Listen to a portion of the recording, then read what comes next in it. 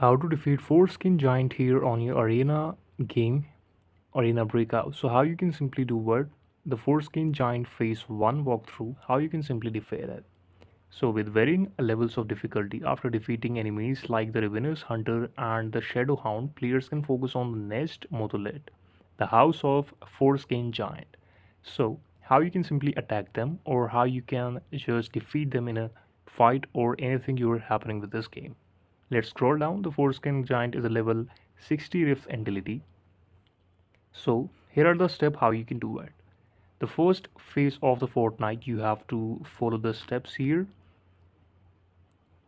The giant boss will fight players facing off against targeted in specific areas that glow red during the movement and attacks, all avoiding some penalty or pretty hitting blows dead by boss, while you can deal damage by shooting on that specific areas.